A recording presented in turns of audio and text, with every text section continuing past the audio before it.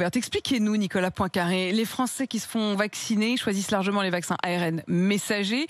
C'est une technique donc nouvelle qui ouvre de grands espoirs, qui pourrait même révolutionner la médecine. Expliquez-nous pourquoi. Oui, je suis venu avec des bonnes nouvelles ce matin, en tout cas des signes. Il était tellement d'espoir. redouté cet ARN messager au début, puis maintenant on ne parle plus que de ça. Et maintenant on en rêve. Effectivement, il y aura peut-être un avant et un après Covid. Le succès de ces vaccins fait rêver les chercheurs et accessoirement il a ouvert en grand les vannes du financement. Et donc ce qui a été possible pour lutter contre ce virus, faire aussi vite ce vaccin sera peut-être possible pour lutter contre d'autres maladies. On espère que ce sera le cas. À commencer par les cancers. Oui, il y a 1 an et demi encore, les labos comme Moderna et BioNTech, les deux qui ont trouvé ce vaccin ARN, travaillaient principalement sur le traitement des cancers. Le principe de cette technologie ARN, c'est d'envoyer un message dans l'organisme. Dans le cas du Covid, on le pousse à produire la fameuse protéine Spike qui nous permet de nous défendre contre le virus. De la même manière, on espère pouvoir envoyer dans le corps des malades des informations qui les inciteraient à tuer les cellules cancéreuses. Pour simplifier, c'est notre organisme qui fabriquerait les traitements. Dans le monde actuellement, il y a 44 essais cliniques qui sont en cours, dont la moitié concerne les cancers. Les Allemands de BioNTech mènent par exemple un essai de phase 2, c'est-à-dire déjà sur un petit nombre de patients, sur les mélanomes, les cancers de la peau. Tout ça ouvre effectivement beaucoup d'espoir, même si aujourd'hui aucune tentative n'a encore vraiment fonctionné. Il est apparemment plus compliqué de tuer des cellules cancéreuses que de seulement les protéger contre un virus comme le Covid. L'ARN messager pourrait aussi traiter d'autres maladies ? Oui, une enquête du quotidien Les Échos en a fait une liste. L'ARN pourrait améliorer les vaccins d'abord contre la grippe, qui pour l'instant ne sont efficaces qu'à 50%. Ils sont trop longs à produire. L'ARN devrait pouvoir réduire les délais et être beaucoup plus réactif aux variations du virus. On imagine à terme un vaccin unique qui protégerait de la grippe et du Covid. Le laboratoire français Sanofi, qui a été en retard sur le Covid, pourrait se rattraper sur la grippe.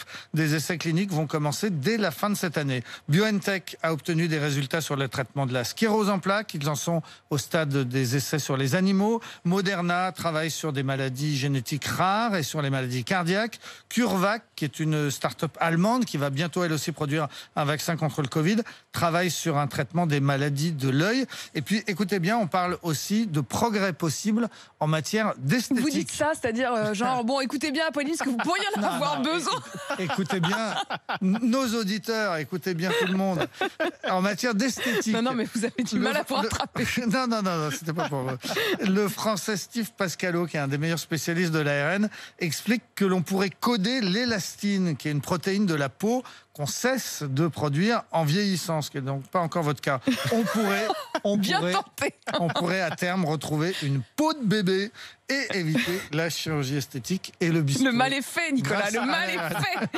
Et si toutes ces recherches aboutissent, on dira merci qui ? Eh bien, on dira merci Madame Katalin Karikó. C'est la maman de l'ARN messager. C'est une chercheuse hongroise qui travaille sur l'ARN depuis plus de 30 ans. Son parcours est particulier. C'est une fille d'un boucher pauvre qui avait fui la Hongrie communiste dans les années 80. Elle s'était réfugiée aux États-Unis. Elle a travaillé à l'université de Pennsylvanie, qui a d'ailleurs déposé des brevets sur ses premières découvertes. Des brevets qui ont finalement été revendus cette année à Moderna et à BioNTech. Sauf que Katalin Karikó n'a pas touché un seul centime. Il faut dire qu'entre-temps, elle avait été écartée par l'université américaine qui trouvait que ses travaux n'allaient pas assez vite. Elle a ensuite reçu des offres de travail de Moderna et de BioNTech. Chez Moderna, on lui a précisé que si elle acceptait de venir, elle pourrait être virée à chaque instant et sans indemnité. Chez BioNTech, au contraire, on lui a proposé la vice-présidence de l'entreprise et une liberté totale. Qui a-t-elle choisi d'après vous ? Les Allemands, naturellement. Elle est effectivement aujourd'hui vice-présidente de la start-up qui était à l'origine du vaccin Pfizer, celui que tout le monde s'arrache. C'est ce qu'on appelle une success story. Et ce que l'on comprend donc ce matin, c'est que ce succès ne s'arrêtera sans doute pas au vaccin contre le Covid. Merci, c'est passionnant et plein d'espoir, y compris pour les rides, y compris pour les poches sous les yeux. Merci Nicolas.